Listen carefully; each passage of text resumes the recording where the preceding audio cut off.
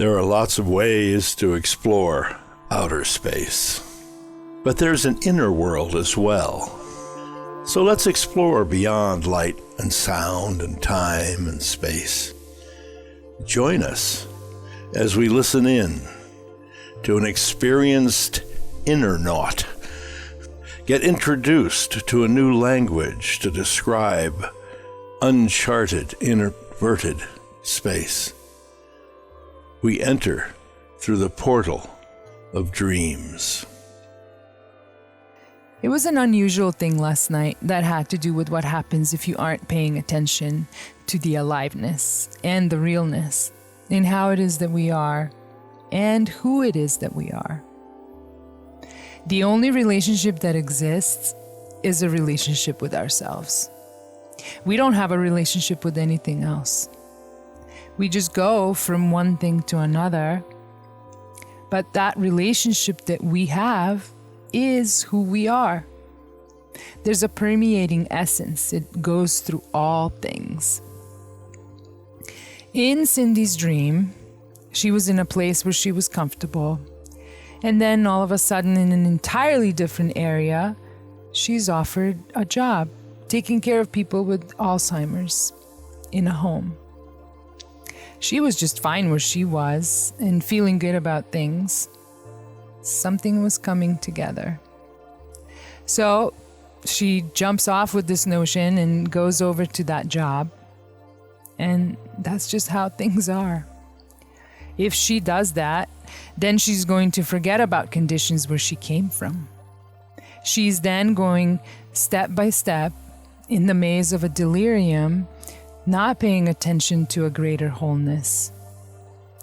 The greater wholeness may have been coming together when she was chopping wood, carrying water, and being in a place where she was.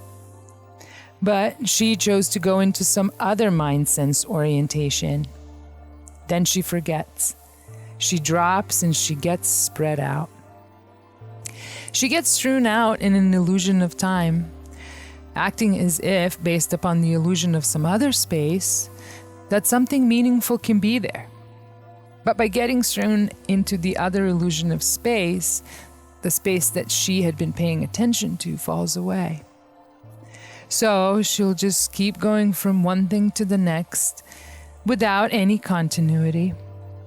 She will never find the centerpiece, kind of like the Rumi poem. If there are 99 things to do and you do all but one thing that was important to do, you wasted your life. And this would be an example of that. That is exactly what happened to me in my meditation dream. I'm feeling really good about things in terms of what's emerging and unfolding. I kind of roll in this little feeling good about things. But of course, my tendency is to just open up, to focus it in this way and that way. And that will get you in trouble because that's going back into the 99 things. In my dream, I noticed that I leave the house where I am, and this is an old house. It's a big old house in good shape, but it's an old house. My dad, my family I grew up with, still live there.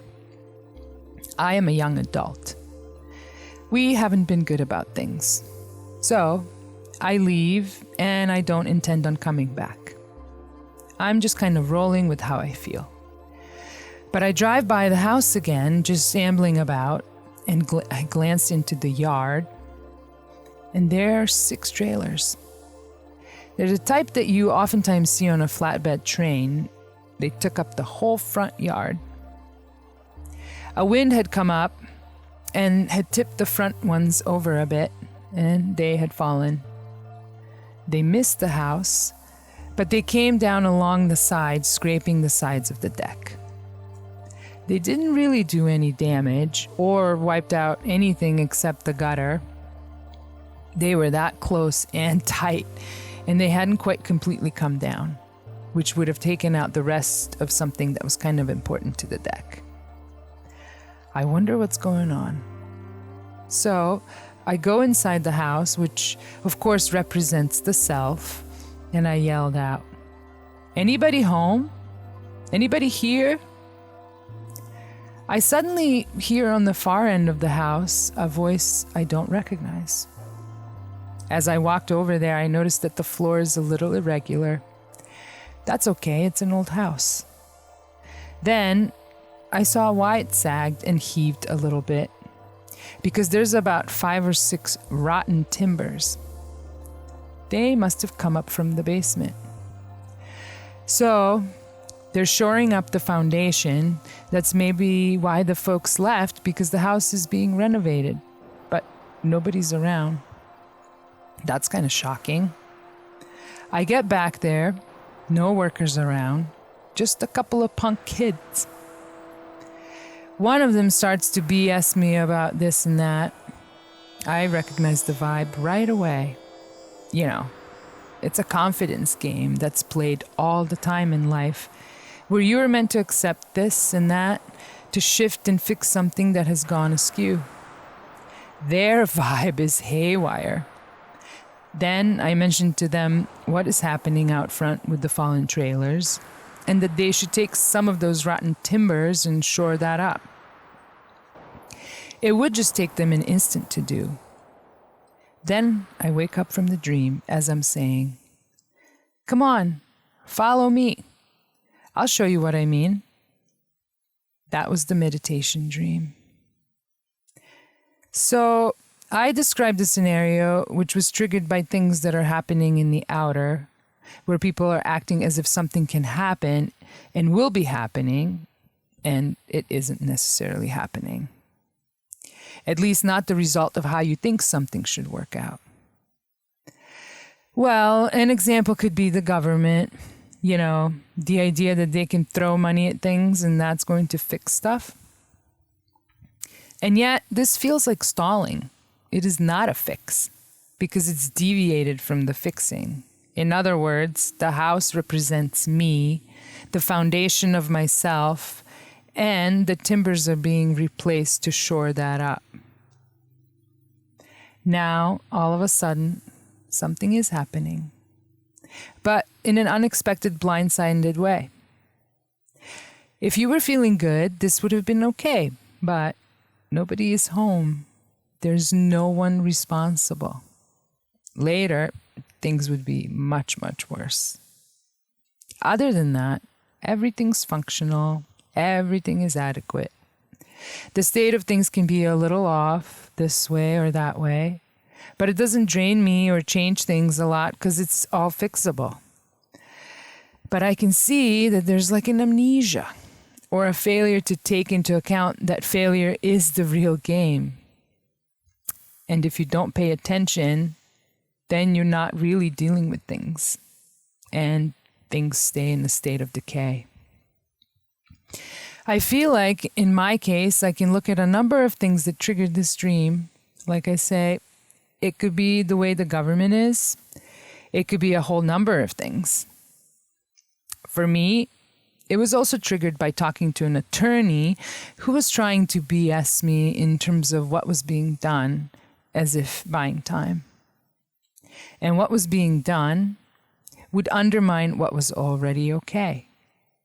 It would cause something to miss the mark.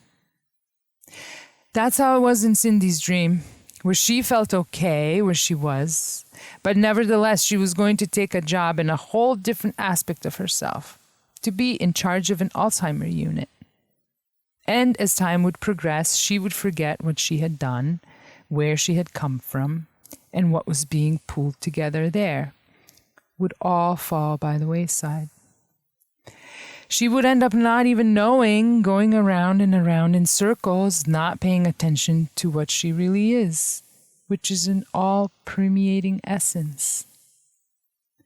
So, like the teenagers inside the house, the one that was trying to appease me was a lot like BS in terms of how something can be done.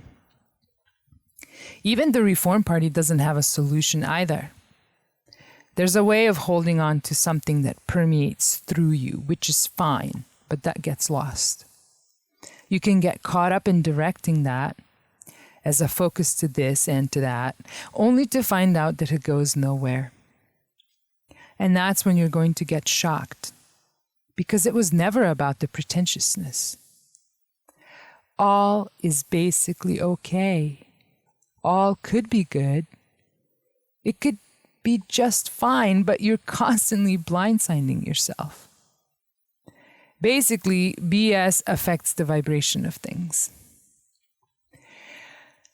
I had 2 sleep dreams that continued to expand on how we do this to ourselves and how that ends up being something that, first of all, gets lost in the illusion of time, and then uses the idea of doingness from one spatial to another as if that's a solution.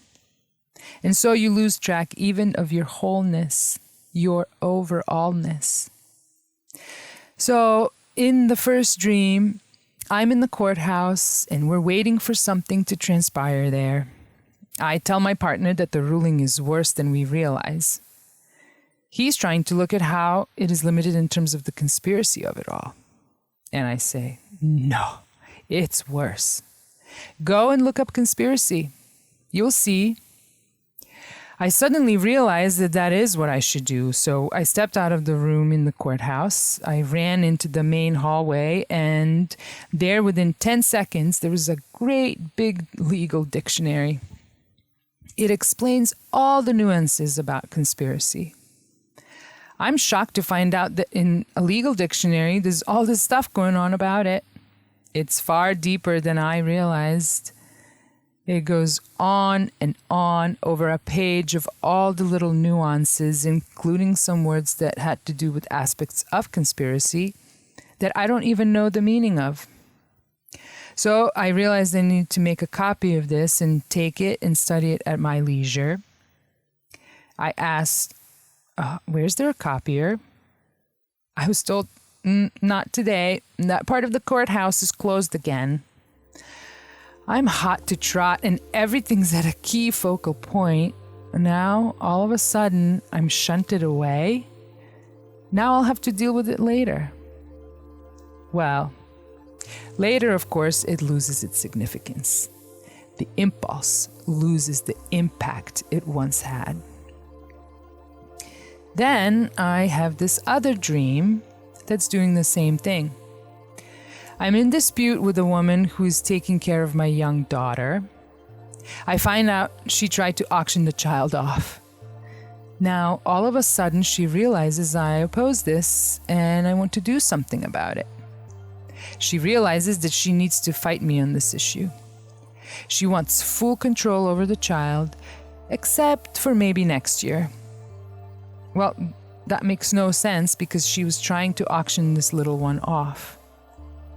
She can't be trusted. What's going to happen to her after a year? This is a continuation of my main theme.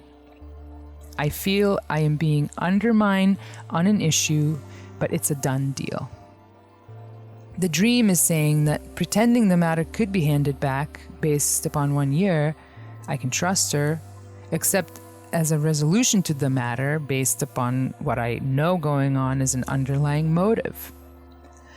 The opposition, I feel, is intensified.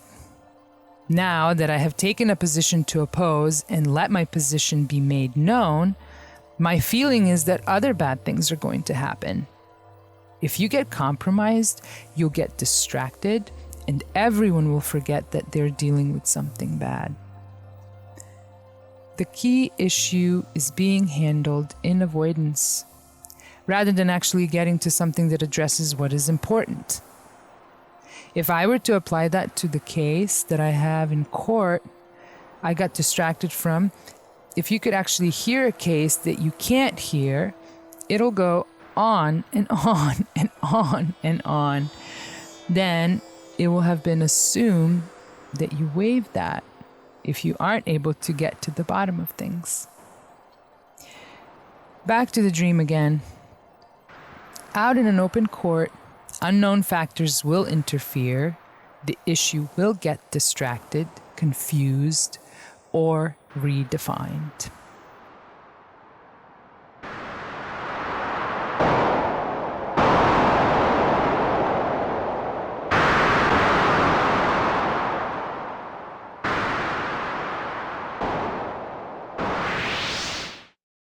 Listening In is a part of the Nameless podcast.